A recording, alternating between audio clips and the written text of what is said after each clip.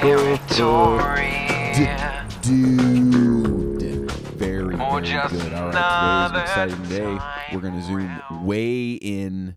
We're going to zoom way out because right now we're at a critical juncture, and I rarely look at the chart on such a small time frame, but I think what's playing out is really interesting because look at this regression model. I mean, this has been pretty accurate. However, I actually think it's about to kind of break down here, and I think this is what we've been looking for. I think this looks like, oh, this is like the bottom. Nope. I think there's going to be one more big drop like that. That's what I think is coming. Look at this hourly chart. Look at this time period right here. This is going to be quick. By January 4th, I'm saying like we'll have turned the corner. Maybe we'll go lower than this. Maybe we won't go lower than this, whatever. But I do think we're turning the corner this week on Bitcoin to maybe catch up to this part of the regression model up here. But what does that mean for the altcoins? Because that's where my head's at anyway. I think this is really interesting. Watch how this clockwork synchronicity plays out. Watch Cosmos literally hit the 702, literally right here. You know, we talk about this level. I'll emphasize it a billion times. The secret level between 618 and 786 on the Fibonacci. If you measure from the top of a move to that next bottom, which I'm saying is down here, you're always going to get that 702 retracement. Watch it. Cosmos hit that 702 retracement. Everyone's like, hell yeah, like bull season is back, like altcoin season is on.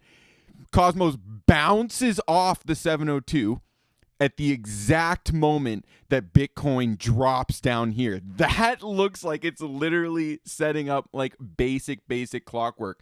But all that's going to happen is we're just going to get that extreme moment of heartbreaking capitulation where people get liquidated and also people get literally scared out of the market and all this kind of stuff. But if you're like psychologically ready, you got firepower on the sidelines, like that's going to be your moment, right? That's why I sold Curve. That's why I'm going to sell. I'm literally going to sell all my Cosmos. Like that's a big trade for me. Like nothing wrong with that. I'm going to sell all my Cosmos right here. I'm going to watch the market, or I'm going to operate under the temporary dynamic system that the market is about to hit a big dip here, a nice dip on a shorter time frame. Like it's going to be kind of like a bounce, right? I think we're going to get like a bounce effect, and that could, you know, spark potentially, I hate to use this word, but it could spark some euphoria, like, oh, some New Year's euphoria. And don't forget about rather, that people are capitulating right now because of this idea of like tax loss harvesting. Now, I'm not going to get into that technically. Bottom line is it causes people to sell their assets right before the new year begins, you know, for tax purposes, blah, blah, blah. You know, if they made a bad trade, they can capitulate and the government will basically buy them out. That's all it is. Anyway, so that can cause a lot of selling pressure at the end of the year. And like I actually am saying, this could go into even the beginning of the year, right? Either way, we're set up to turn the corner on here. It doesn't mean it's going to like rocket out of here, but it could, you know, it could. And mostly what's going to be happening is Bitcoin is going to have that selling pressure because I think a lot of the big money players are going to be selling pumps on Bitcoin to literally load up on cheap altcoins. Like I think that's where the shift is gradually working towards. Like obviously TRB, oh my mother. And I actually think this is going to get worse too. That's what I'm saying. Like this is actually going to go lower, right? I'm saying that Bitcoin is still looking for that beautiful, heartbreaking capitulation moment that you literally feel it like in your bones. Like, oh my, like you're looking at the chart and you're like, wow, kid. Right when that moment happens, a lot of the altcoins are going to get slammed, all of them. Like, it'll be your perfect opportunity to buy new Cypher. It'll be that final capitulation that could even set that new low on a lot of these charts, right? We set a new low. What happens if we set a new low? I'm going to review basic Fibonacci principles. If we set a new low, right? So if I'm looking at new Cypher and I have it, you know, calculated right here where that's the low, right? And then the full extension puts us up here, right? On new Cypher based on this structure. But these levels are expanding. Watch. Oh, if New Cipher drops, if it has a dark moment of capitulation, like literally drops to like, look at that, whatever, 60 cents, that's totally within reason. That's heartbreaking. Everyone thinks like all of their accomplishments were just shattered in that moment and it's just a delusion, but literally like it easily could drop that low, effectively expanding our Fibonacci implications. And that corresponds to this final capitulative moment with Bitcoin before we turn that corner. And then here's the thing. You got to keep an eye on this, right?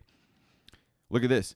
This is the Bitcoin dominance, right? This is just how much of the money in crypto is in Bitcoin at the moment. 40% is in Bitcoin at the moment, but let's look at the total. So Bitcoin is 40% of 2.2 trillion.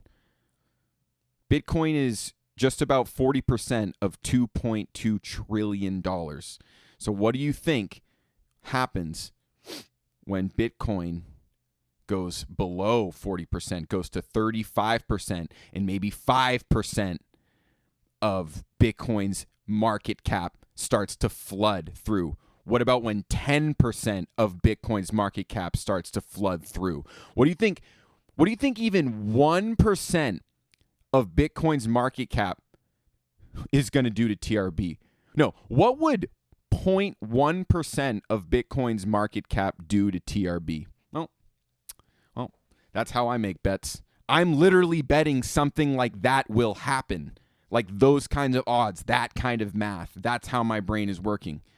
So if that makes sense to you, then you're at the right channel. But if it doesn't, then you gotta, make some of your own decisions to stop listening to me, okay? All right, so if I'm zooming out, I'm still using this same regression model. It's been serving me pretty decently, so I'm sticking with it for the time being. But I just want to talk about how this moment can correlate to the world narrative that I think is unfolding pretty clearly before our eyes. So obviously, I'm in Montreal right now, like, crazy like economic lunacy that's about to spread all through North America. That is going to affect the economy in a very specific way that we can all sort of it's very predictable at this point, I'm saying. So look at this. Isn't that look at that. Look at the clockworks. Look at the freaking clockworks. Here we go. So this is, I overshot it, whatever, but like this is playing out like this big head and shoulders, right? Like we are right at the tippy top of the S&P 500. The stocks are about to turn around, but look at the time frame of this and consider the world narrative regarding interest rates. Like everybody freaks out. Markets get spooked by talk of interest rate hikes. It's like, dude, just, oh my God. But the reality is these structures are going to play out, and they correspond interestingly to what actually might play out with interest rates if they are increased, right? Yeah, they're probably going to get increased around this time, right? And there you go. Like, okay, but we're still here in January. We're still here in February. There's about to be some crazy market volatility in these 2 months. It's going to be insane in all the markets, I think. So what I'm basically trying to say here is the stars are aligned, right? Like you're going to have a giant market cap asset that's going to just gradually lose a lot of its value, a lot of its market cap will flood into the markets here, right? This represents that. And I'm talking about like, small percentage of these market caps finding good value. Yes, it's not random. You have to find good value, but that value is represented by charts. You do your chart studies, you're going to find that reality corroborates your chart studies, right? So I'm just saying like this is the stars aligning for all of these prophecies to play out right here. Large market cap assets about to just pop. The bubble is about to pop. It's going to send a tidal wave of liquidity. Your bets are based on where you think that liquidity is going to go. So load up if you get that chance, man. Load up now. That would be smart. You might get a chance to load up again. I'm thinking we're going to get a chance to load up again here, and I'm thinking it's going to be that bursting bubble effect coming up here. Just be patient. It's coming up at any moment. It might make you wait longer. It's just coming, dude. So just You can tell that right now we have some buying opportunities. I'm warning you that we might get some even better buying opportunities within the next like 48 hours. Or those buying opportunities are happening right now. We can't know. We can't know. So, you know what? You just play the odds in your favor. All right, dude? God, dude! God, dude!